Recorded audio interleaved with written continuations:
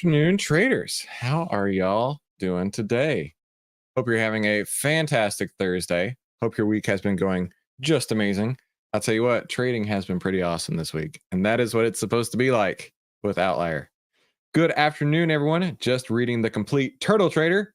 Very good, Peter. That is if it's not my all-time #1 favorite trading book, it could be my second. In fact, let me grab my favorites off the shelf. By the way, you're about to see behind the curtain, right? You're about to see like the Wizard of Oz over here as the green screen goes down. Oh my goodness. I have probably 1,000 books over here. In fact, I'll tell you what I'll do. So I work from home in what we call the library, and I recently redid it. Let me move it around a little bit. So I got Scrooge McDuck over there. Scrooge McDuck is my spirit animal, so I actually have two big portraits of him in here. Everything is blue. I very recently did it. So yeah, I got probably 1,000 books on the shelves here. Put that back where it goes. All right. And this is my trading shelf. But there are a few that are out of place because I used them not long ago. All right, so yes, complete Turtle Trader. You need to pick this up. You need to get this one for sure.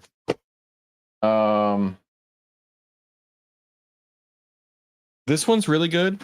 It's not the way I trade exactly, but this has been one of those like you have to keep it around forever kind, how to make money in stocks.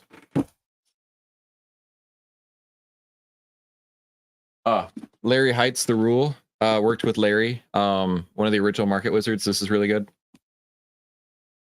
Pitbull, another market wizard. Marty Schwartz. I didn't work with Marty, but still a good book. I have some that I've read that I would never ever recommend ever.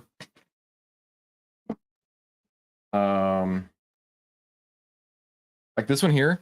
A lot of people were really into this. So I met Jared Tindler, the author of this, The Mental Game of Trading, and I wasn't super impressed by it. Like it was really dense, really hard to read, and I just wasn't my thing. This one is one of my all-time favorites, More Money Than God. Absolutely, totally worth your time to read.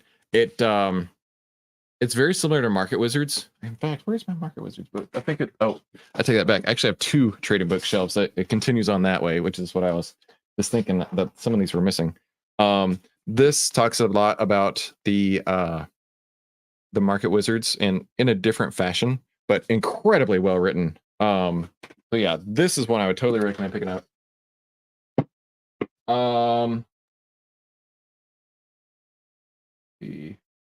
So some overhyped books. Mark's gonna kill me. So Mark, the jacket for the other one's over there. But Mark's 2 books, Think and Trade Like a Champion and Trade Like a Stock Market Wizard, are both very good. But they are a lot of like this one. Very, very similar. So if you read How to Make Money in Stocks, you've pretty much read Mark's book. And you don't need to read both of them, honestly. This one is incredible. The Man Who Solved the Market by Greg Zuckerman. I believe they're going to rewrite this in the near future for Mark Gariski, because that is definitely the smartest guy in the room. So be on the lookout for the second version of this. I did get a chance to interview Greg Zuckerman as well. Really cool guy, works for the Wall Street Journal. Very good book. That one's actually excellent on Audible. I mean, I'm telling you, you could listen to that one I have listened to that one multiple times on Audible because it just reads like a story. But #1 all-time favorite trading book is Trend Following. Now, there are multiple versions of Trend Following, okay? I have multiple versions. This is the one you want to get. This is the one that is, in my opinion, the easiest to read and most useful.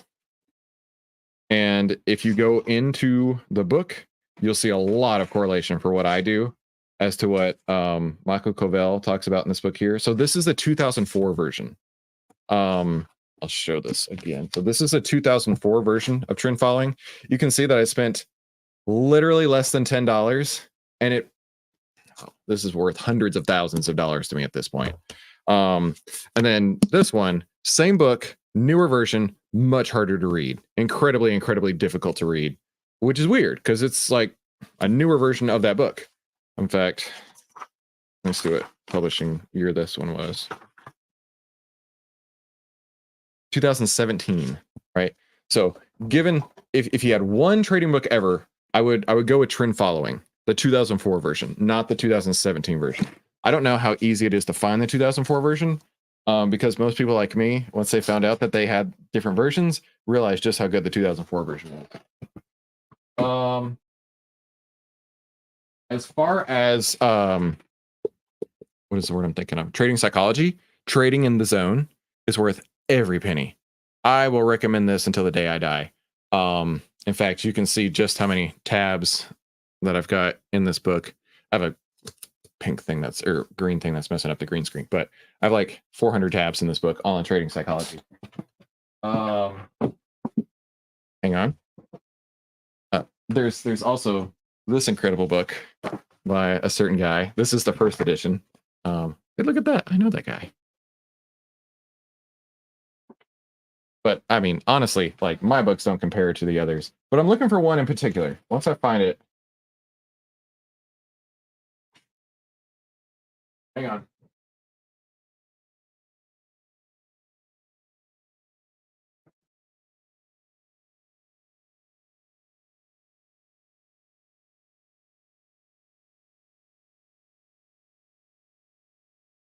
Is it? No. I'm sorry. This is terrible content. Give me another second.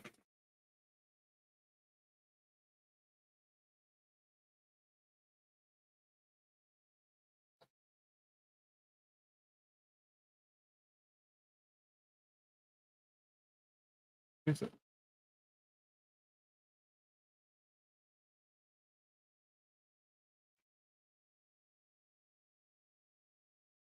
Okay, clearly I must have put it on the wrong shelf somewhere. There it is. It was on the wrong shelf. New Trader, Rich Trader.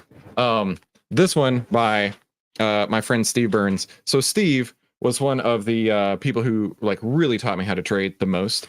The best story I can give you was I remember working with Steve one day, and I said, Steve, he said, you look at the trend, and the trend will tell you which direction it's going. And I was like, Steve, how do I even know what the trend is? And he's like, yeah, trend lines to your chart, Chris.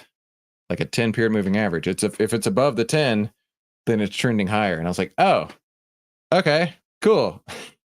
Like I felt so stupid. But this is a really incredible one. My 10, 20, 50 came from specifically this book. And it's so easy to read. So easy to read. Definitely worth the time picking up on Audible as well. So those are the ones I would recommend. I mean, I have, like I say, I have hundreds and hundreds of books in here.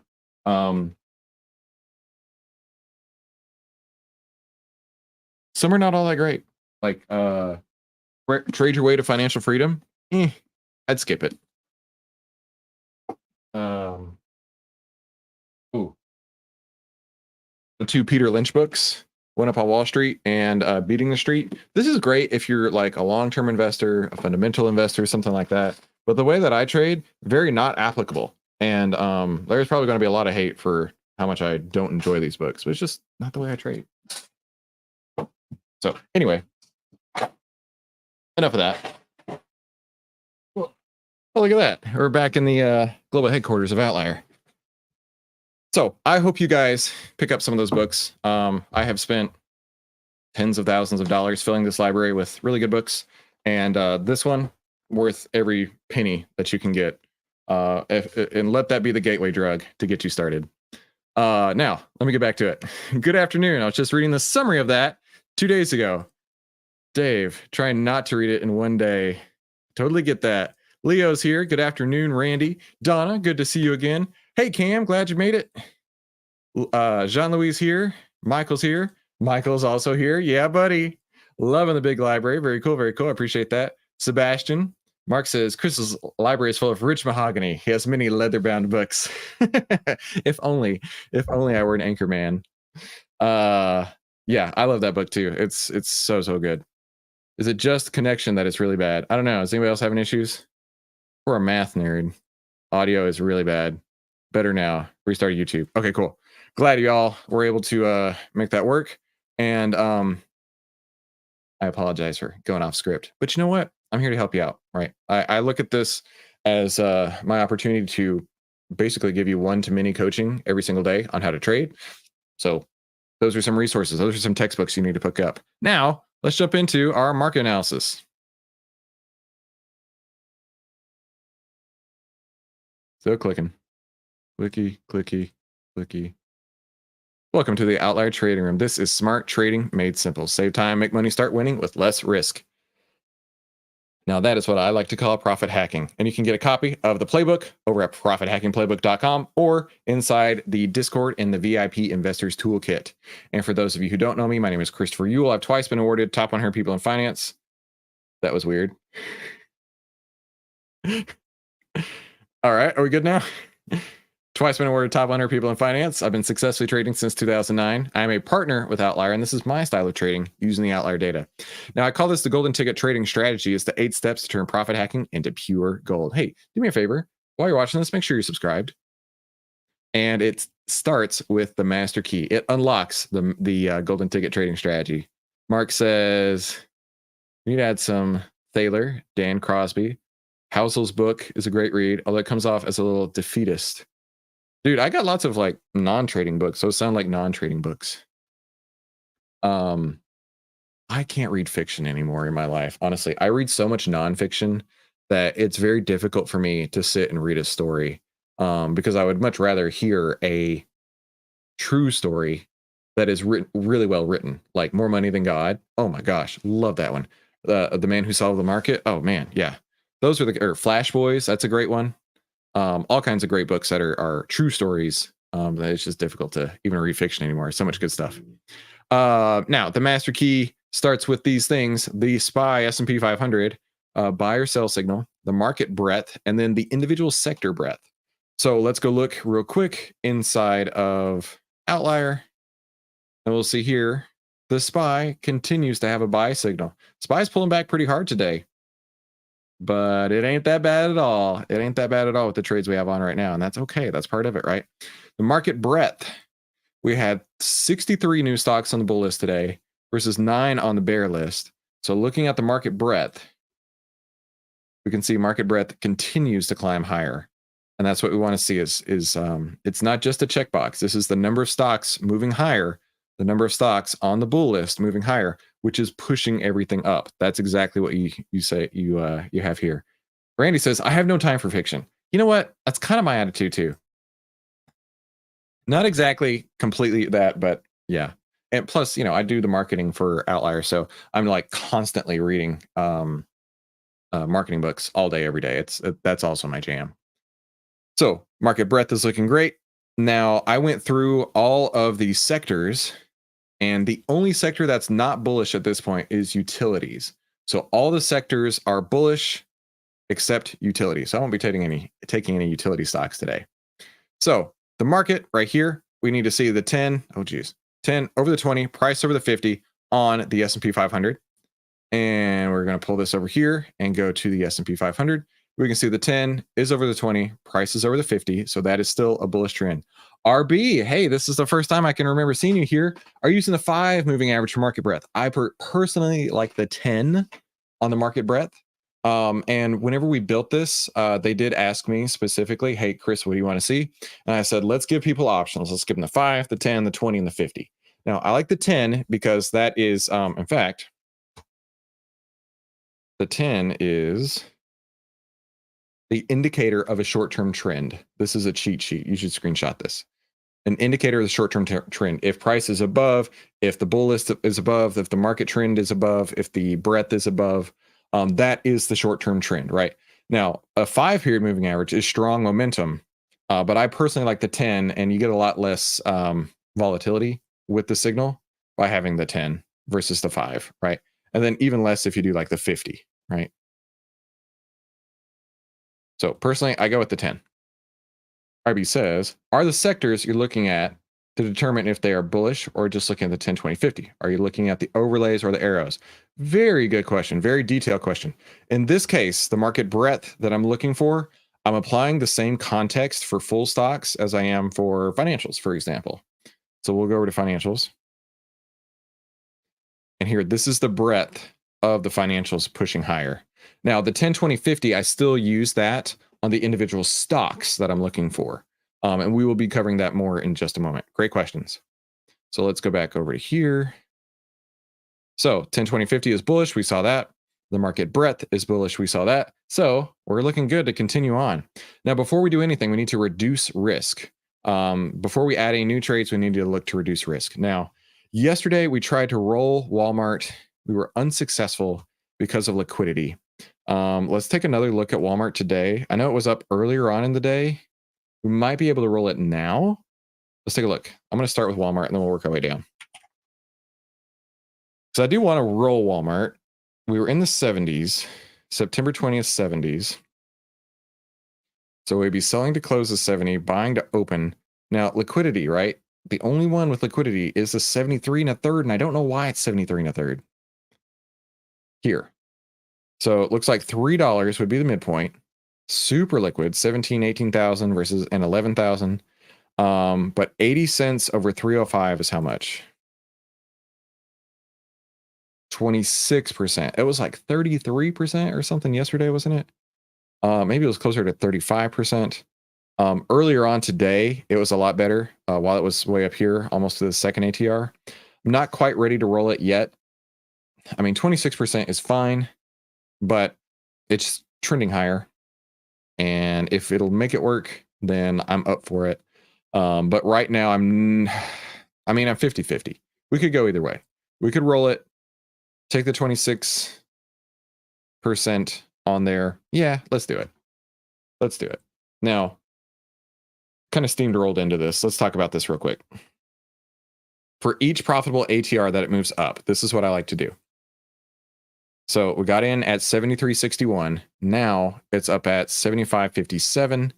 And the one ATR point, one ATR higher was at basically $75. So it's 50 cents over that point. And so we can roll this.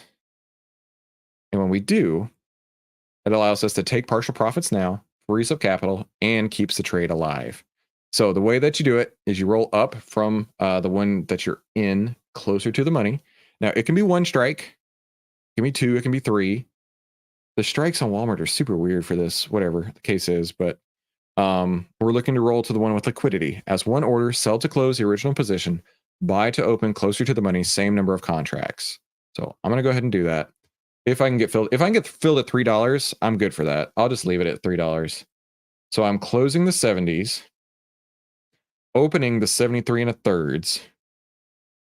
I'm putting the order in at $3, and it's working.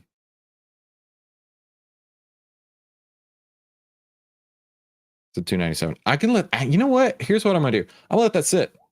If I can get that filled, then no issues there. I got a call coming in on the other line, if you can hear that. So we are good to go in that. In Walmart, I'm gonna let that sit at 70. No, not at 70. At $3 on that order to roll.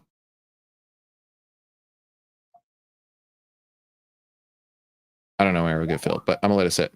Let's go to the next one. Halo. So Halo here. Let's go through this list. Oh, you know what I do need to do real quick? Let's look at Walmart's heat map. Make sure it hasn't stalled. Because that is one of my exit criterias, which I forgot to look at. It's not anything like this. I just need to check that the heat map hasn't stalled. So yesterday was G18, today is G22. Nope, good there. And my exit point on Walmart was G23. So we could roll it. It's potentially going to be coming off tomorrow no matter what. Am I filled? Not yet. So yeah, Walmart's coming off tomorrow no matter what. And the reason I say that is if the heat map stalls tomorrow, I'm out. If the heat map goes up from 22 to anything else, I'm also out. So Walmart's coming off tomorrow, so I'm going to go ahead and cancel that order because I'm planning to take Walmart off tomorrow. There's no real benefit here to do that. Okay. So Walmart's going to stay on, definitely come off tomorrow. Let's go to Halo. Halo got in at 61.67. It's a couple pennies over that. And so no issues there. It's not below the half ATR. It's not below the 10 EMA. So 10 EMA, half ATR. There's no order blocks in our way right now. And the heat map, Halo.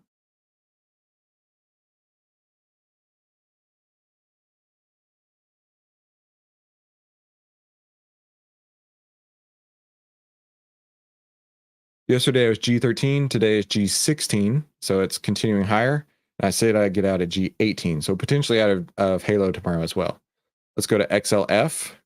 Not below the 10 EMA. Not below the half ATR. No order blocks in our way. So let's go to XLF.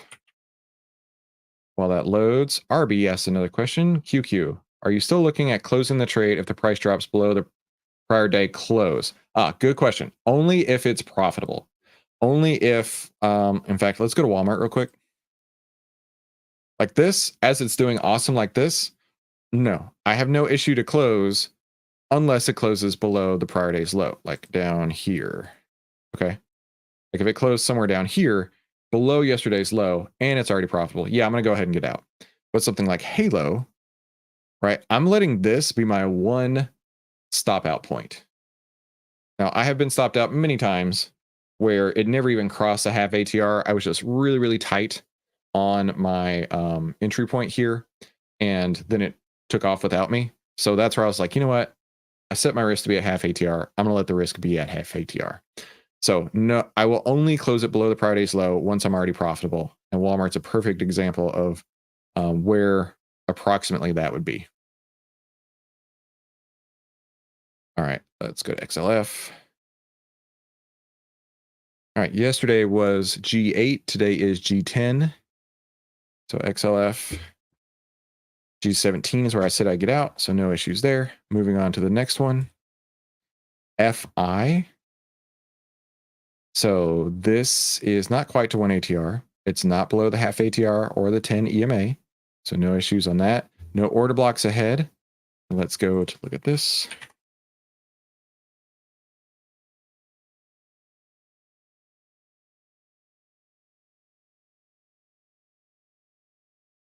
And we can see here G33 yesterday, G34 today, G32, 3, 4. My exit point on that is G37. So no issues on FI. Let's go to CIEN. Again, you know, it's slightly above board here, not under the 10, not under the half ATR, no order blocks in the way. CIEN.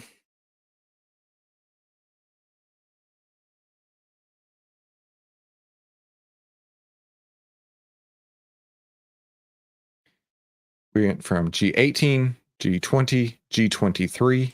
My exit point is G28. So no issues. Good. Cam, as your book will cover how to set these ATRs. Cam, I believe I do have a section on ATRs in there.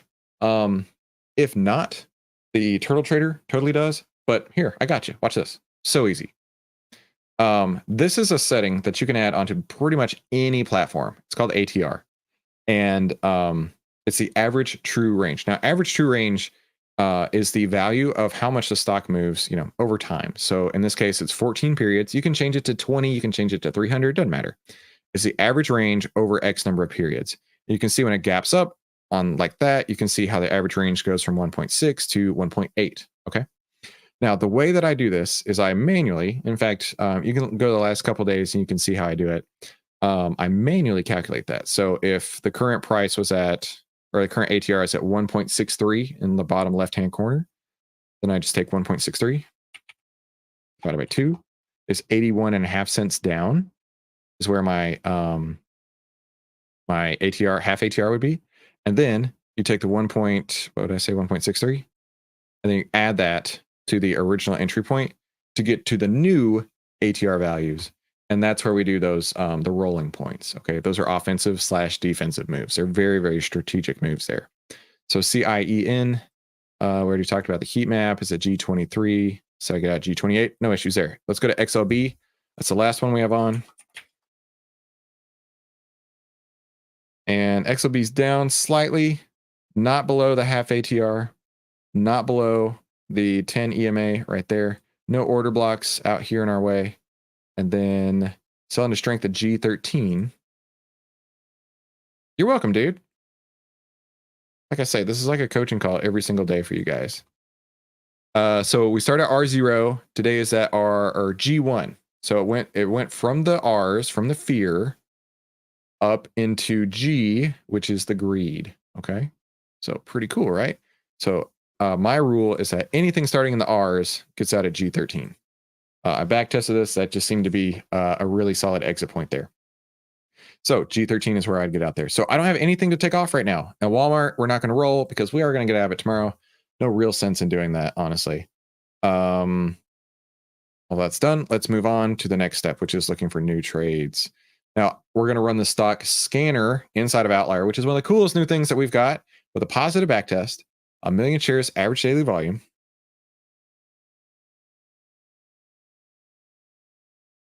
The buy signal, the oscillator moving up. The oscillator is this blue line.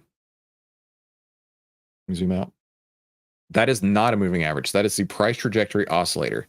That is potentially one of the most, if not the most, important indicators inside of OVTLYR, because that's the prediction of where the trend is going. So I want to see that moving up clearly. All the market caps, I don't care what size it is, as long as it's over $20. The heat map, I want to have any R value or any G value up to G40. And then I want to have the green uptrend overlay right here. So that is what's in the scanner. And what's really cool is once you save that, or once you figure that out, once you set it up here, you can save, and then you can come back and use, save scanners on there.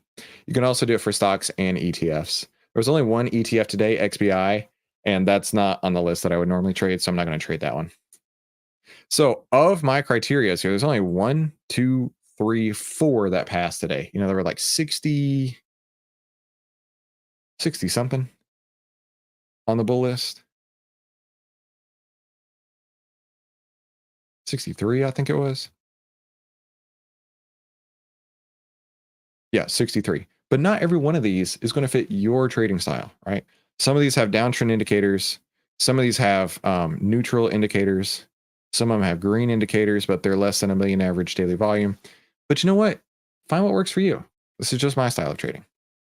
So I take those 4, I drop in the spreadsheet here, and there's not very many to choose from. Of course, I'm going to select only the bullish ones. And that's JHG, OMC, Oracle, and STWD. Take that, drop it into TrendSpider here. Now, the reason I do this is because there's additional data that I can get from TrendSpider, like, where's that at? Here. No order blocks in the way, no earnings the next 3 days.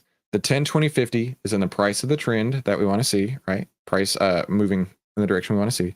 And it's above the prior day's low. So if I run this here, we've got 2. JHG, which is actually right in the middle of an order block, so we won't be using that. And then OMC.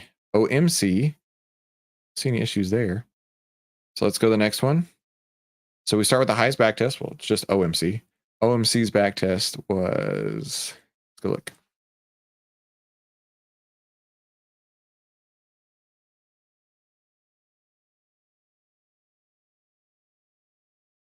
%0.71%. Still positive, but 0.71%. Let's check the heat map real quick, make sure it's not already stalled. So yesterday is G7, today is G8. All right, looking good.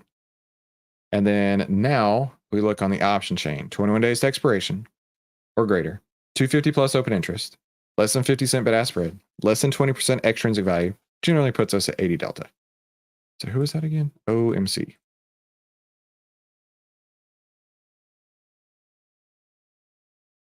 No, there's no liquidity here, right? So I want to see at least 250 open interest, at least, and we've got barely even 50 on a couple of strikes. Even if we go out to October, yeah, still nothing there. You can go out of the money, but that's not how I trade. So no new trades to put on today. This does happen, right? This happens frequently, right? Looking to make sure that you've reduced risk where you can, and looking for new opportunities. And there were none for me today. And that's okay. That's part of trading. I'll sign out of here. Let's take one last look at the market, because last time I saw it was down 87 basis points, down 88 basis points right now. It's a big, ugly candle. But you know what? All of our trades are still looking sharp. So that is how trading goes, right? Allow the trades to work for you. Don't rush into anything. And just making sure that you have a reason to get in as well as a reason to get out. So that's going to wrap it for today. No new trades, nothing to take off, just hanging out. Y'all have a fantastic afternoon. Thanks so much for coming. I will see you right back here tomorrow on the trading room, and we'll talk soon.